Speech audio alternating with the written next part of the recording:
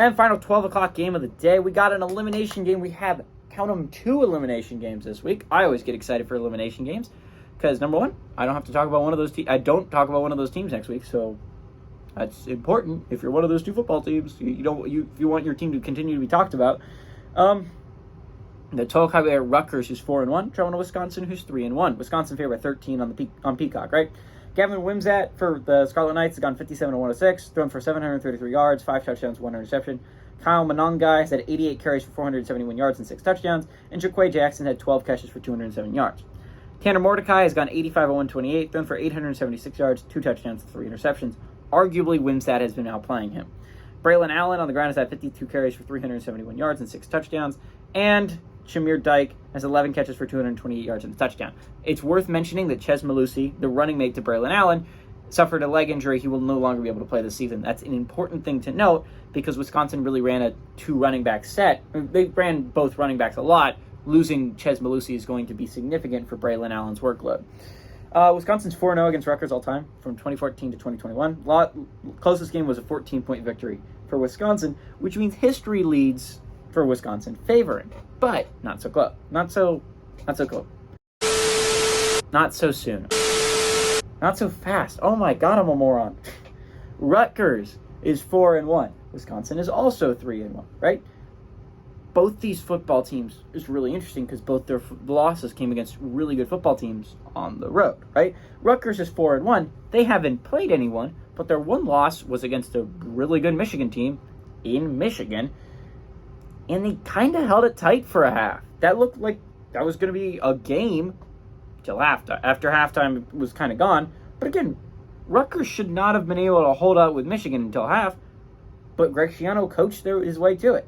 Wisconsin, on the other hand, looked like they were going to get destroyed by Washington State, fought back, and they ended up losing, obviously, to Washington State, but Washington State's undefeated. That looks like a really competent football team. They're playing really good football right now, chance to win the Pac-12.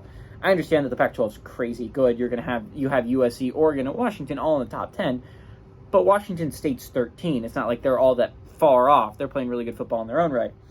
So the real question is, are these teams any good? Because again, Rutgers' 4 wins came against a whole bunch of nobodies, right? They beat Wagner last week.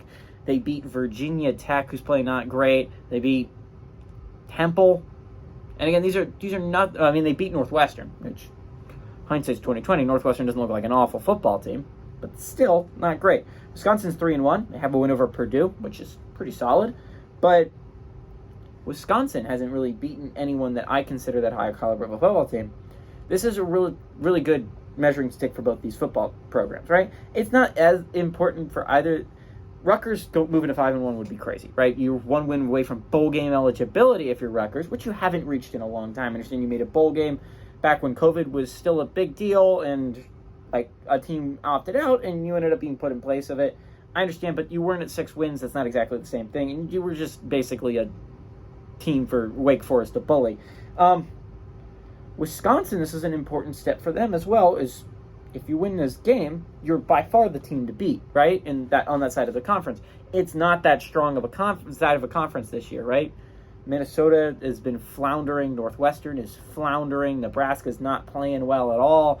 And it's just like all of these teams. Outside, Iowa's the only one still in playoff contention on that side, and Iowa just lost their starting quarterback in Cade McNamara.